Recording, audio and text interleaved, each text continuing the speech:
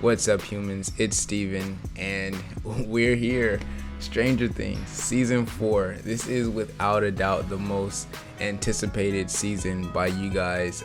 So many comments talking about how much you cannot wait for season 4. So you guys have me extremely hype about it.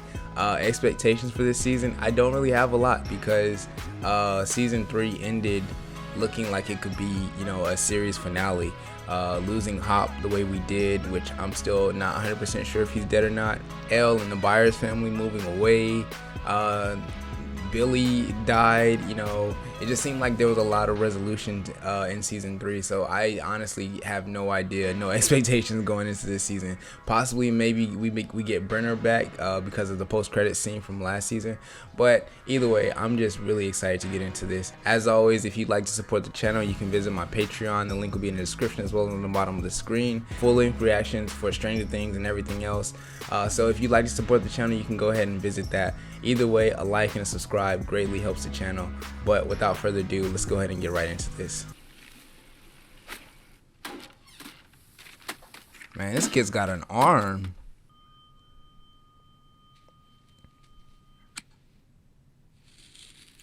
This is a very interesting start to the episode. It's Brenner, oh my god. Welcome back to the land of the living. Oh, flashback. Twins. Yo, we're getting more superpowered people in this season. Yes. Oh my god. There's so much X-Men shit here. Now what'd you say?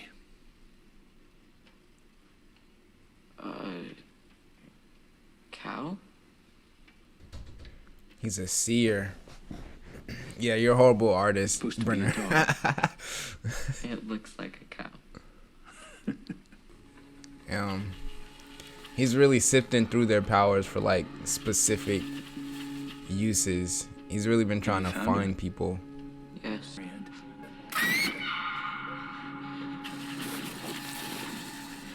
They're screaming. Why are they screaming? Oh, somebody's dying. They're both dead.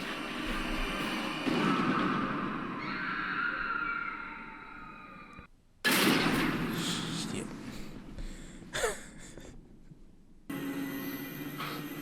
Oh no, no.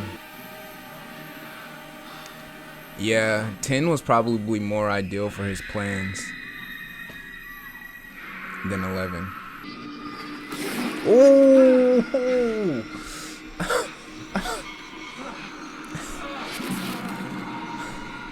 Ah! All of them. All of them. It was 11. Oh shit! Once I saw their necks were cracked, I was like, damn.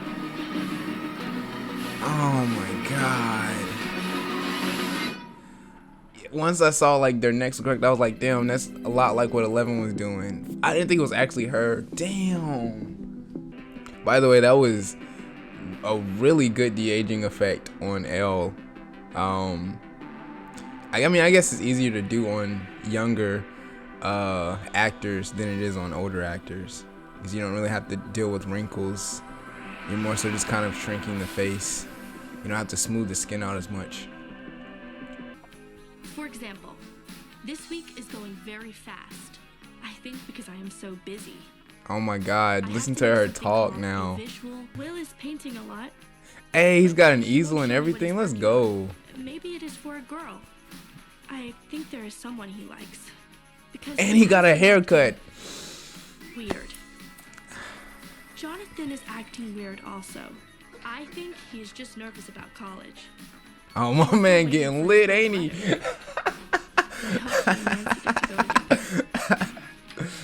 Hey, I feel it, Jonathan. Oh my god, Jonathan. Of course Jonathan will be a stoner. This makes a lot of sense. And then there's Heidi tomorrow night, but the problem with Heidi is that she's going out of state for college. So it's like, do I really want to start another relationship that has no point other than sex? I mean, I don't know. Does that make sense to you? Man, I feel you. I feel you, Steve. What did I say? What did I just say? Something about sex with Linda. No, I'm talking about. Okay, Luke is playing basketball now with the high top fade. Now, is he a bench warmer or does he actually get to play? It's been a tough year for Hawkins. So much loss. Damn. Sometimes I wonder, how much loss can one community take? Think of Billy. Think about our heroic police chief, Jim Hopkins. So you want to be stuck with the nerds and freaks for 3 more years? We are nerds and freaks. Yeah, but maybe we don't have to be. We came to high school wanting things to be different, right? Damn. I'm glad I never had to choose between nerddom and popularity in high school. I had it both ways. I was a nerd and I played football. Hi. She's dressed just like Joyce. This is my dad. His name is Hopper.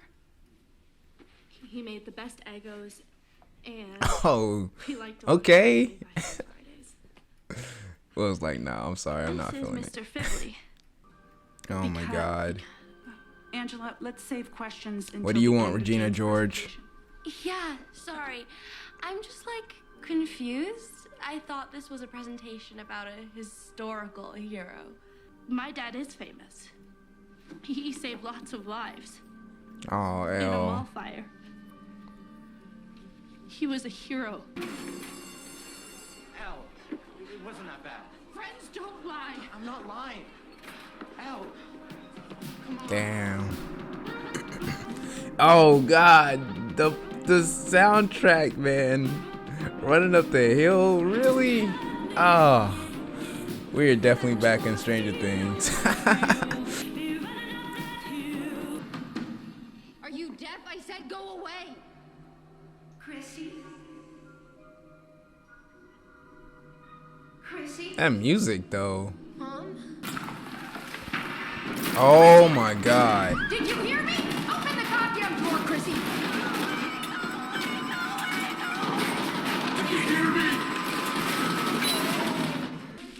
You received a doll in the mail, and you believe it's from Russia, huh? I know it is. Sounds like it came from Russia. Wow, I'm so glad. Should I be?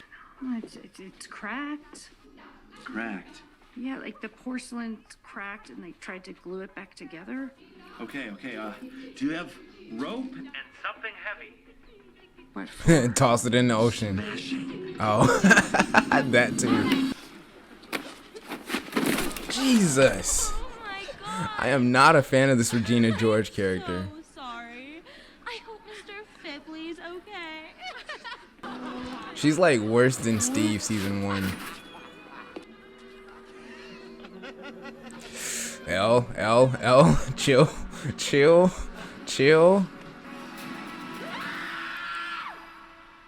Oh, I forgot she doesn't even have powers. Oh, damn. Now that just makes her look stupid. What the hell was that? it's not that bad. Hmm. We'll fix it together, okay?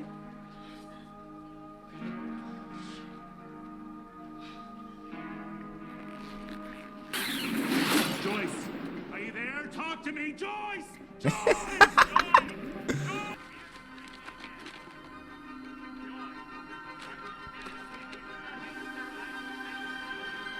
Let's go, my man. I knew it. Please don't be a fake out.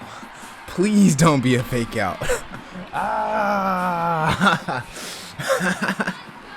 If you don't see your body, don't trust it.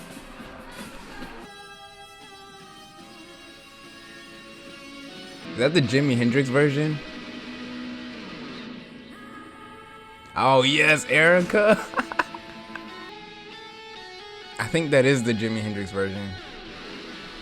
I was trying so hard to learn that on guitar in like middle school. Absolutely not. My name is Lady Applejack, and I'm a chaotic, good, half-elf rogue level 14. As I Oh, watch she them been die, grinding slow, since they gave her agonizing. D&D. Let's So, go. you gonna do this, Or we gonna keep chit-chatting like this is your mommy's book club? Why was she not the first person they asked? Vecna's dead. Killed by cat. So it was thought, my friend. So it was thought. But Vecna Lives. Vecna lives. Oh my god.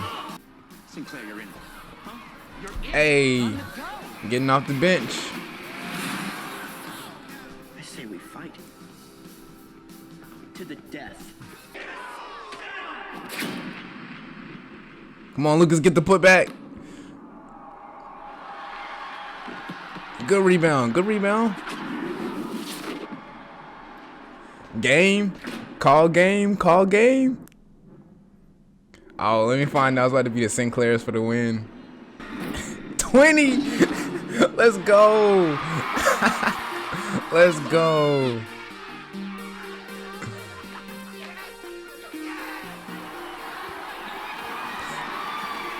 Good shit, Lucas.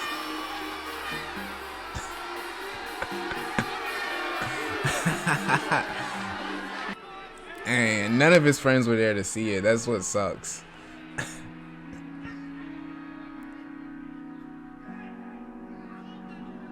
Dang.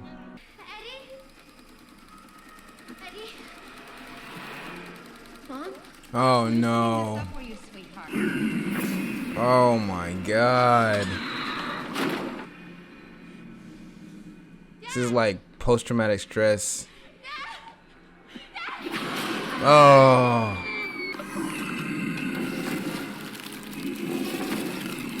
Wake up, Chrissy. Oh my god. Chrissy, wake up. How the hell do you get her out of this? Chrissy, wake up. Looks like the Night King from Game of Thrones. It's time for your suffering. Oh my god, he's literally like the Shadow King, isn't he?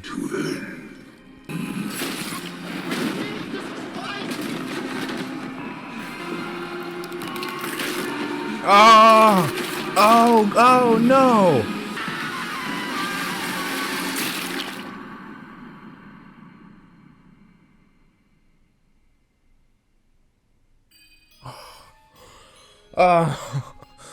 Oh my god. Oh. Okay, so that was probably like the best first episode of a season since season 1.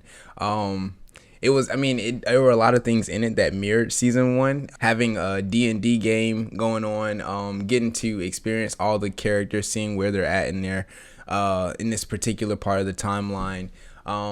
It was just really fun all around. We got a lot of new characters introduced this season, which is kind of amazing, considering I believe is season 5 the last season. But nah, it was really cool, really good thing, really good episode, really fun time. I think it set the tone for what the season's gonna be like. So I'm trying to think of like what to talk about first. Let's talk about the title, Hellfire Club. So initially I was thinking that this was the Hellfire Club was going to be a reference to X-Men, which it in a way it kind of is and it kind of isn't. So I was talking about how in episode 1 they mentioned a specific comic, X-Men comic, I believe it was X-Men 134, and in that comic we get introduced to the Hellfire Gala for the first time in X-Men.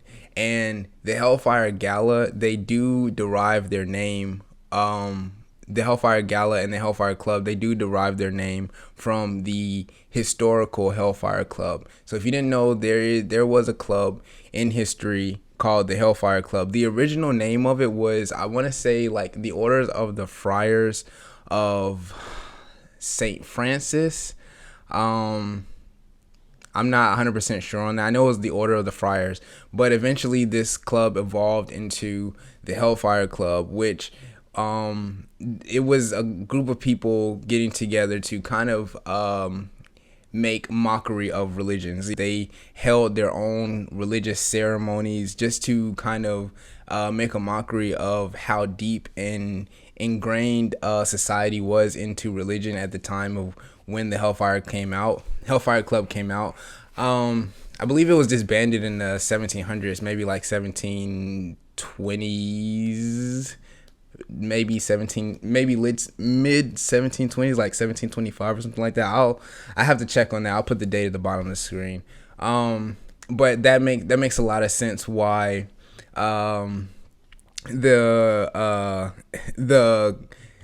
D&D club was named the Hellfire Club, because at the time, and there was this campaign, like people really believed that D&D was like taking the souls of children for a long time. Like even when I was growing up in the early 2000s, it was still like that sort of narrative was still matriculating through, especially like the Christian community. I know my parents would have never let me play D&D when I was younger. I didn't find D&D until like college. But yeah, people really believed that it was very demonic, very satanic, and it was just going to lead the children astray. So there was a huge campaign to try and get people to not play D&D. And so there was rumors spread about like, it was possessing kids and things like that. And so it's just funny that those kids decided to choose Hellfire Club as the name of their club, just kind of paying homage to what came before them. I want to talk about what's going on with Chrissy. That was super interesting. I thought she was going to be a character that remained through the season, but that doesn't look like it's going to be the case. But man, I don't know what's going on with her. My first instinct is that this may not necessarily be anything related to the Upside Down, but also at the same time it could be, because that literally could have been the mind flayer, that being that was talking to her at the end. It could have been a mind flayer. It really looked like he was living inside of her mind, which now this is an X-Men reference, and I brought him up over the course of these reactions. The Shadow King, King Farouk, he is an enemy of Legion in the X-Men, and he's a very powerful mental being where he can literally live inside someone's mind. He can kind of possess someone by taking over their thoughts and their memories.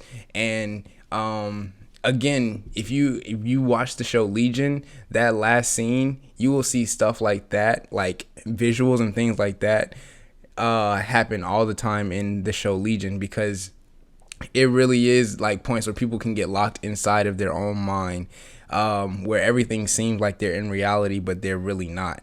So that was really crazy. So I don't know if that is the mind flayer, and it's just like remnants of him have like managed to stay behind, and he's been hiding himself inside this girl for all this time. That also, something very similar also happened to Kitty Pryde in X-Men. I can't remember the name of the villain, but there was a villain that locked himself away inside of Kitty Pryde for years, because I don't think he had a physical body or something like that. And eventually, when he was finally able to get himself like a physical body, he got out. So that could be what could be going on, like the mind flayer being cut off from the Upside Down managed to just like put his remnants into this girl. He's been kind of feeding off her energy until he's finally strong enough to exit her body. I don't know, that's just a theory, but he, she, they, whatever you want to call that being, looks absolutely insane and ridiculous. Poor Jane. Every season I keep hoping that this is going to be the season where she's finally happy, or she actually has good things. I guess the first half of last season was really good for her. Like she got to enjoy being, a teenager and doing fun teenager things. But man, it's right back to just being absolutely awful for her, and I'm starting to see why. It seems like her whole life she's kind of been paying for killing all of those kids, because that was very horrific at the beginning. We had no idea the depths, the level of killer that she was. She's been open about saying that she's a killer, that she's killed before, but we never saw the level at which she's killed at before. And so that is crazy. And I'm sorry this outro is so long. There's just so much to talk about. I like what they're doing with Elle's dialogue this season. Like the way she talks, it's so cool, because you can tell she is someone who's just been introduced to grammar. Like she speaks proper, like the way she speaks, the way she speaks very proper, but also improper. Like she used the correct conjugation of certain things, without using like the slang version or She doesn't talk like she talks like someone who's learning English for the first time, and I thought it's really good attention to detail on her part. But wow, yeah, that was a very good episode, very long episode. And again, I think it set the tone for what's to come in the season. So I'm excited, and I hope you guys are excited too. That's gonna do it for today's video, guys. Thank you so much for joining me. Remember to drink some water, and if no one's told you today, just know that I love you. Peace out, everybody.